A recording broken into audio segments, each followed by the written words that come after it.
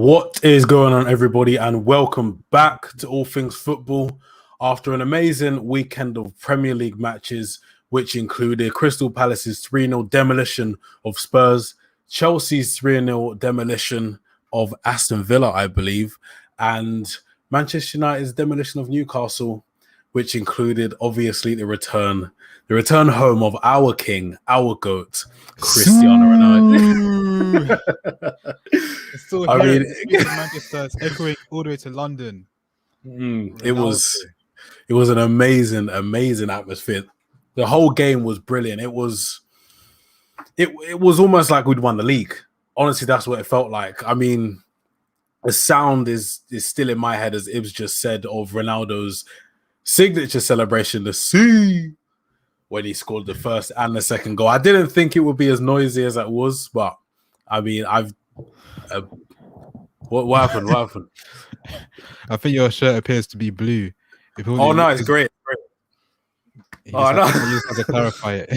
It's great. I thought I said something a few weeks ago that was going to come back, but no, so it's a blue. It's a grey top. Everton are playing tonight, but I can't remember who they're playing against. It kicks off in literally about 10 minutes. Pretty sure they're playing. Is it Burnley? I think it's Burnley. Yeah, it's Burnley. And I believe that is at Goodison Park. But those are the results and the one fixture from this weekend. I mean, we're going to start with Prem talk, and then we're going to go on to United talk. So we're not going to really speak about Manchester United during the first segment of this back-to-back episode on All Things Football tonight. But I think there's only one place to start. The early kickoff on Saturday saw Crystal Palace play against Spurs. I mean, I was able to watch the whole match, luckily. Oh my God, what a match. I mean, Zaha, Conor Gallagher, I told you, you were saying Palace is going to get relegated. We said this in the predictions, but I'm telling you, give him time, give Vieira time. And they have so many young talents in their team, Elise. I feel like they're starting to get to grips with how the system works. Obviously, I think that was their first win of the season. I believe so, yes. For Crystal Palace, and what a win against a team that hasn't lost yet. Yeah, I mean, one thing I can say about the match is that Spurs underperformed massively. They played a narrow formation without wingers. Not sure why, and they just failed to create any sort of solid chance. Obviously, Son was out injured. He got injured on international duty with South Korea. So that was a massive miss for them. I feel like, I don't know how to explain it. I'm going to try and explain this quickly and as efficiently as possible.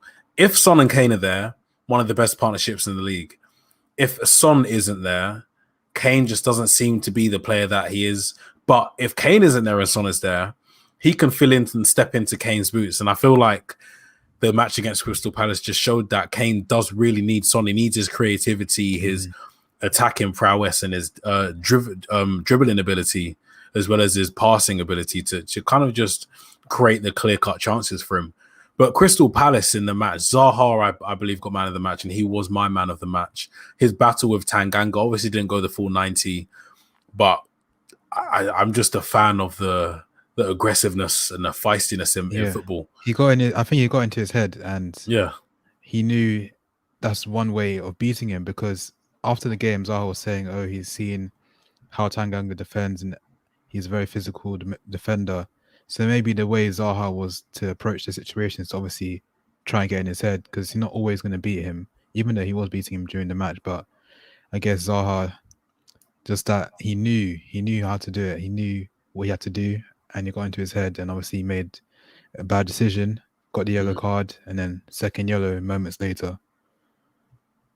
Yeah, it was a tricky one, because Zaha obviously was in a direct battle with Emerson Royal on his debut, and he had a decent match defensively. He looks a bit scatty on the ball. I don't know if that's the right word, but when Emerson has the ball down the right wing, it doesn't look like he's able to beat a couple of men and whipping across. I feel like he needs that link-up play. That's why Barcelona. He was a Barcelona player. Barcelona don't sign players that they don't believe can actually impact the side, and I feel like he needs a team around him that he can just pop balls off, one touch, two touch, give and go, and he'll be able to beat a man like that instead of something that someone like Serginho Dest, who plays for Barcelona, could do. He can dribble past 2 or 3 guys. Emerson Royal can't. And I think that when he was going forward and he wasn't producing stuff going forward, something. I think it's all a mental game when it gets to that point. Emerson's thinking, "Oh my god, I need to stay back as much as I can because obviously I'm not very effective going forward in this match." He came up against Tariq Mitchell, who had a really good match as well with Zaha on the left. And I think when Zaha's running at him and he's not got the best confidence and he's able to beat him, that's when Japhet Tanganga steps across and feels like he has to take responsibility. Yeah. And then and obviously the situation that, flared everything up was Lucas Moura was down, not a head injury, so there was no reason for him to put it out. And obviously Zaha got taken out. I'm honestly surprised that Tanganga didn't get sent off for that, because by the law of the game, the foul in itself is a yellow card, but then I believe adopting an aggressive attitude towards an opponent. The same thing can be said for Zaha. Zaha did raise his hand at the same time. So I was surprised that, he's not going to give 2 red cards. The referee's not going to do that. So it did make sense just to give a yellow card at the time. I think maybe last season or 2 years ago, that would have been 2 red cards. But obviously, about the slight rule changes. Refs are way more lenient this season. And I think that was able to keep them both on the pitch, which I'm a fan of it. I like seeing that stuff, not fighting, but I like seeing a passion and aggressiveness just take control in certain situations, because I think after that, the match was just 10 times better. And obviously Crystal Palace went on to win. Odsonne Edouard came on late, 2 shots, 2 goals. Perfect debut for him. Zaha, 1 goal and an assist. And I think it was a perfect performance from Crystal Palace. Yeah, I think we did mention this about Son and Kane. Obviously, Kane definitely missed Son that game. Yeah. And towards the end of the show, we're going to talk about the Golden Boot race, but I don't know why I'm feeling this season Kane won't get as many goals for some reason, but get onto that later in the show. Never write Kane off. He never starts the season in goal scoring form. Remember that. He never scores in August. He never scores that early on. That's fair enough. But Man City 1-0 win away from home at Leicester. I did feel like City, I only watched the highlights match of the day, but it seemed as though I think they're like missing something. Yeah, I know what you mean. Something's missing in that team. I think it is a striker, but they clearly need that position, but at the same time they don't need it, because they still managed to get a win. Even though they might not play their best football, they still managed to get a win against Leicester, which is a tough team to come up against, especially at the King Power Stadium. I don't know, man. I think with Manchester City, you're looking at, first of all, I just want to talk about the actual top 4.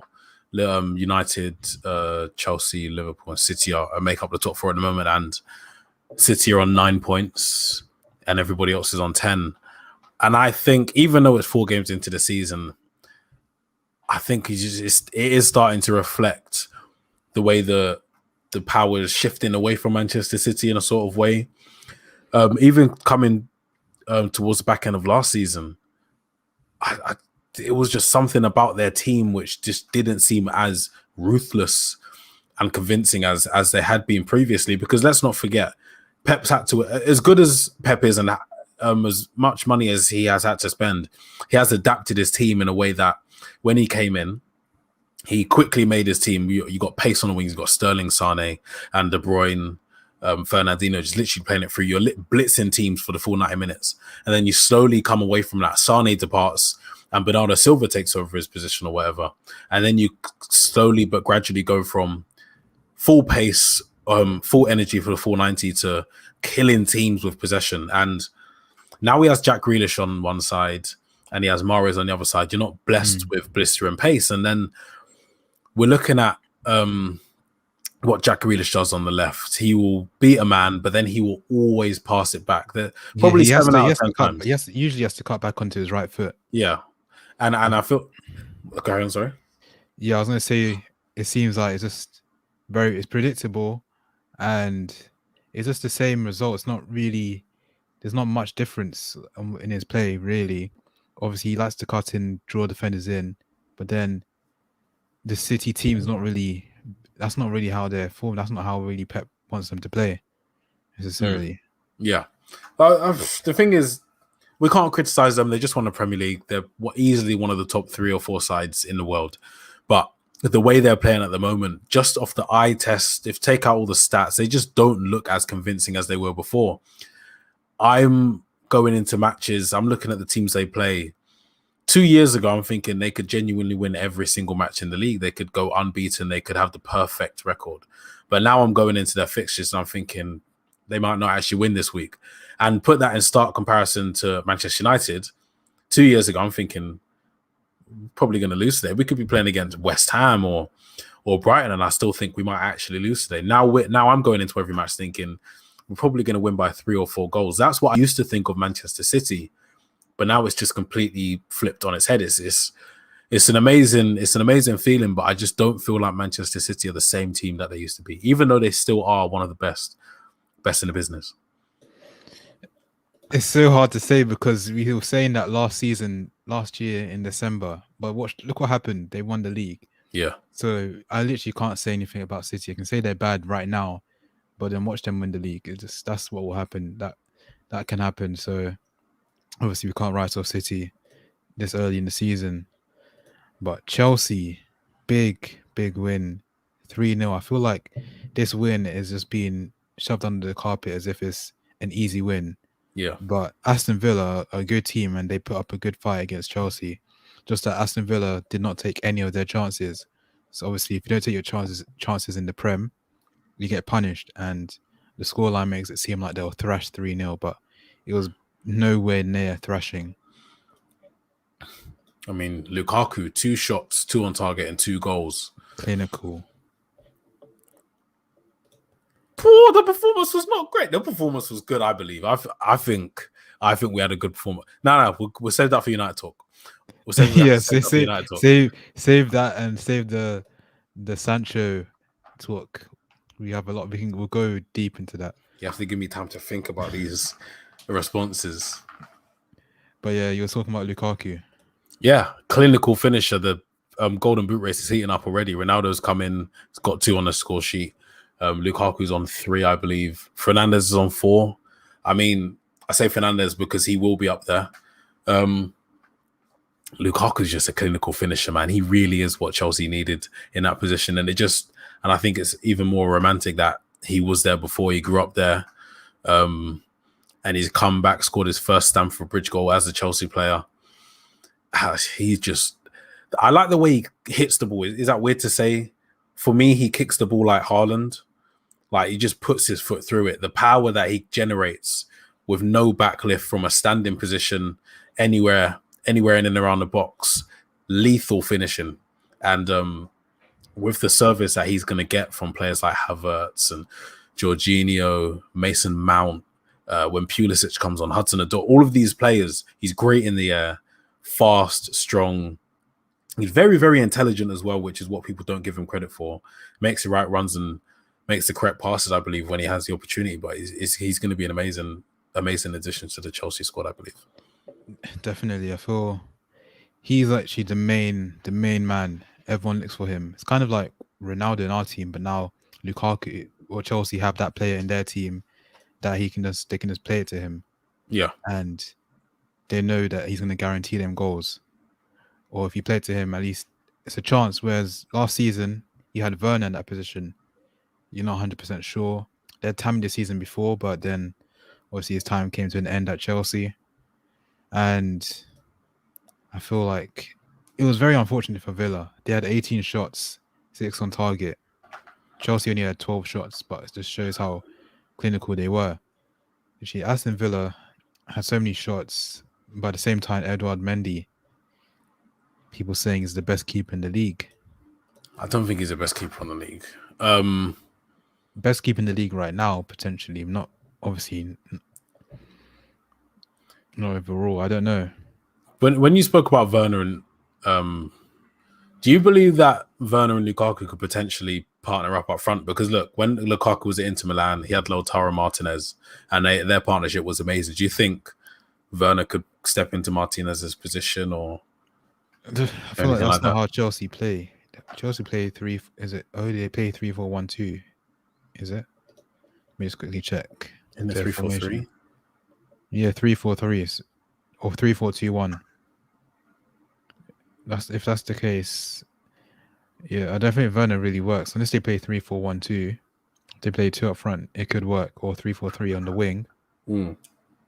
But in the 2, if it's a 2 up front, I think it could work. As he said with Martinez, it worked. Yeah. It's something I would like to see as a neutral.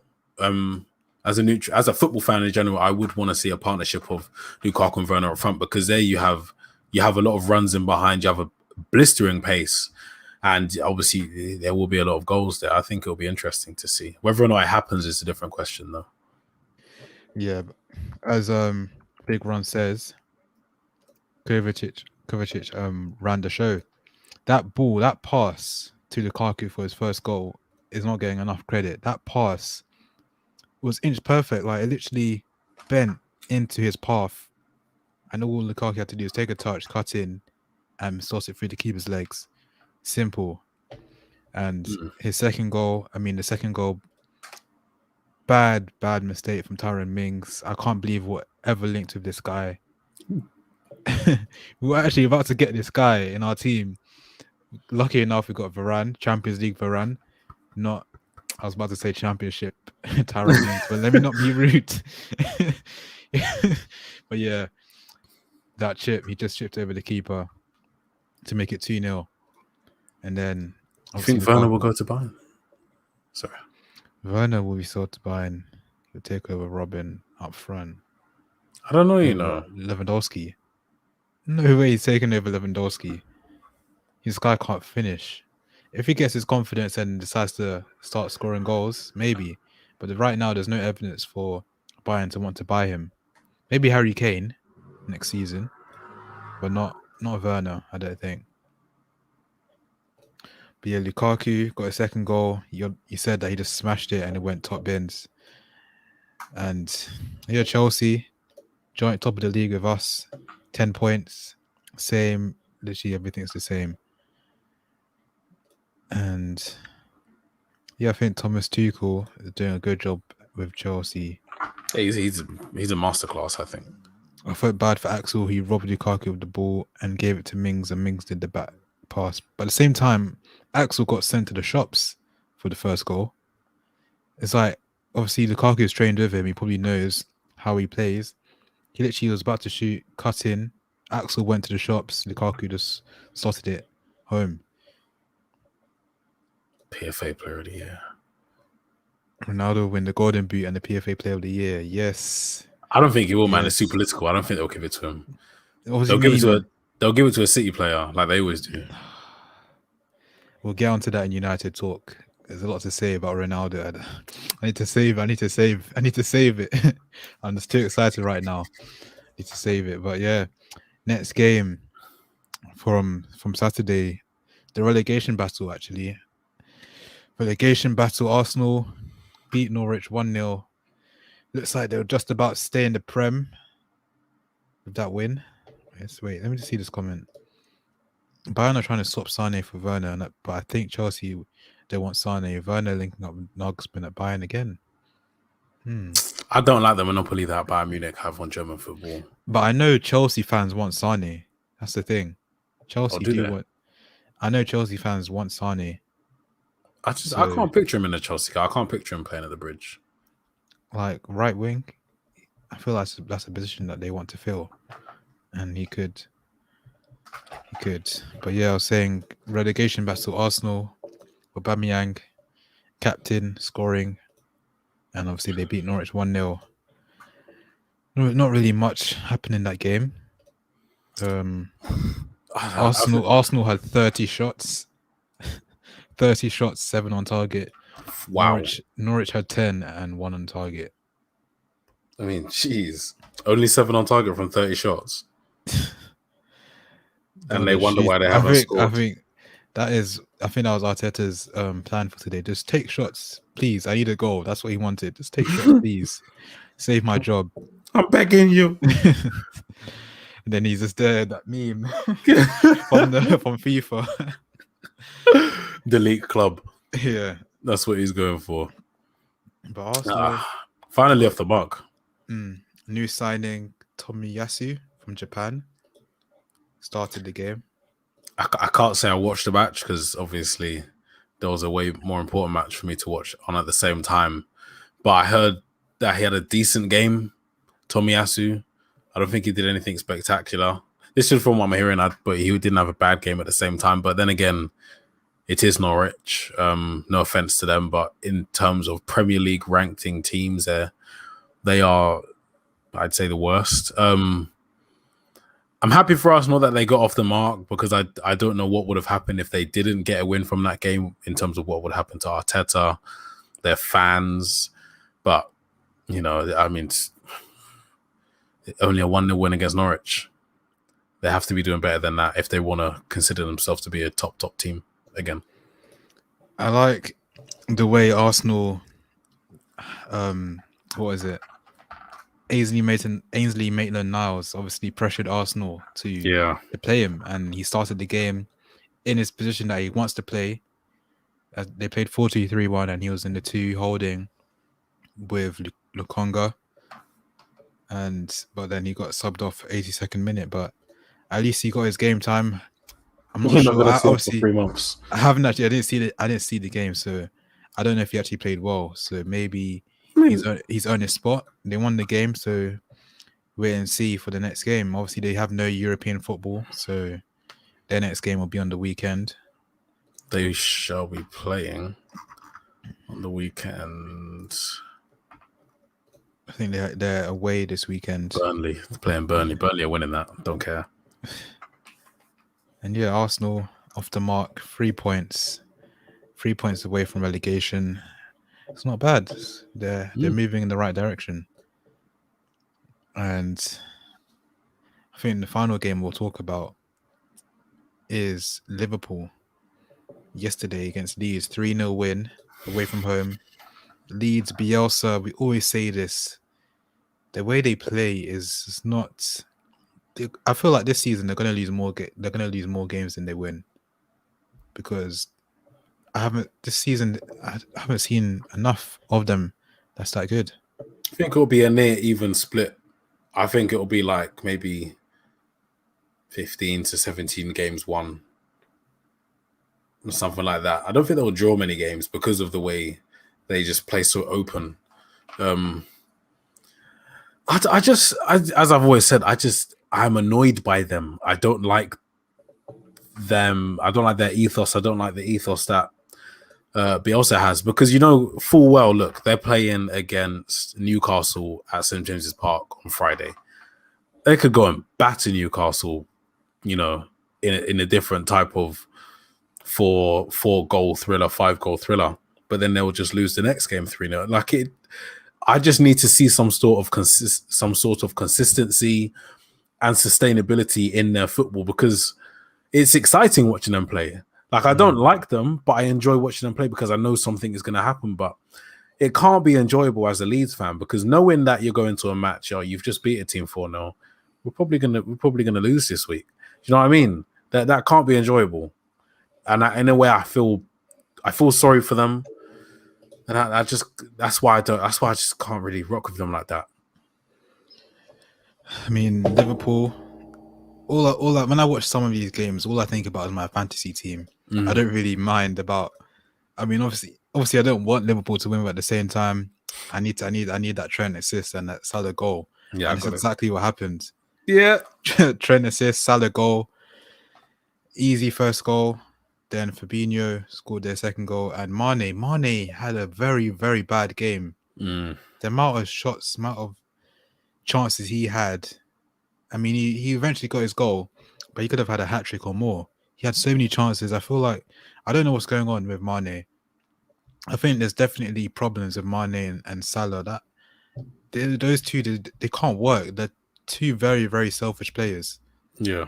Like, there'll be chances where Mane Liverpool would have had an easy goal. Could have been easily 5-0, but Mane decides to shoot when he squares it to Salah. Salah has a tap in. Things like that. They don't look out for each other. They only pass it when they have to pass it. But if the goal is there, they're not going to pass it to each other. You see, that's the thing. Could be the difference between them winning the league and not winning the league. That's the problem I have with Mane and Salah individually. I think they're amazing, but as a partnership, I don't think they work because having a selfish player in the team. Look, Spurs have Harry Kane. We have Ronaldo now. I would say Rashford is the same, maybe Bruno. But when you have two of your front three so selfish and thinking of them, I don't know how to say it. You don't get to the top of the game without being a team player. But when I've seen them over the years, you're looking at Salah taking shots in positions that just don't make sense when he could have easily passed it to Firmino or anybody else, and Mane doing the same thing. So, I think Mane could have had a better game if he didn't take on a couple of the shots that he took on past it. But then at the same time, on the flip side, Salah's just become the 5th fastest player to reach 100 goals by being selfish. Do you know what I mean? So there's a give and take with it.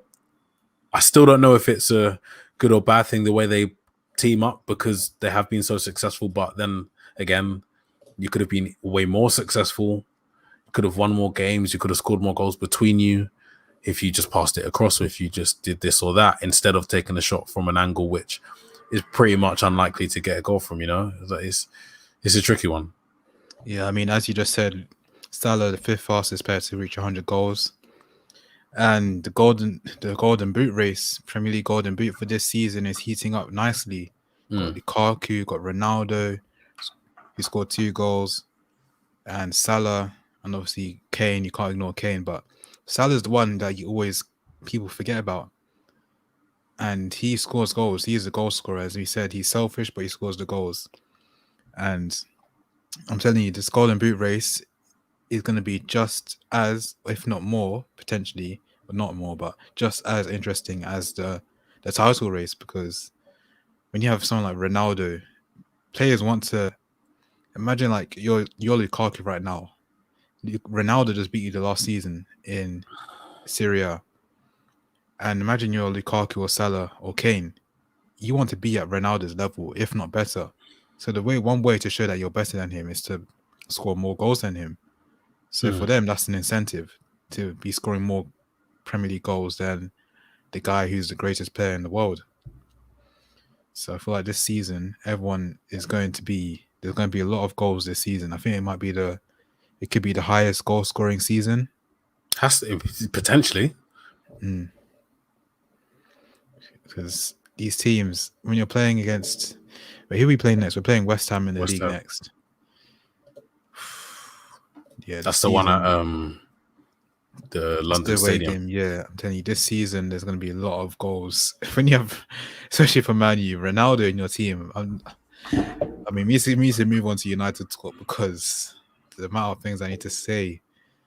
But yeah, before we move on, fantasy. There's a game on tonight, but we will just quickly go through the fantasy. What did I say, by the way?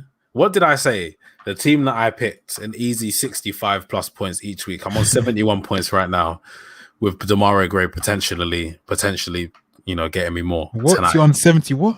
I'm on 71 points. Wow. And Antonio got sent off, so he got me minus one. Yeah, I got minus because of Antonio. How many points are you on? I'm on 57. Jesus. Yeah. It's because of Antonio, and I don't know why John Stones didn't play.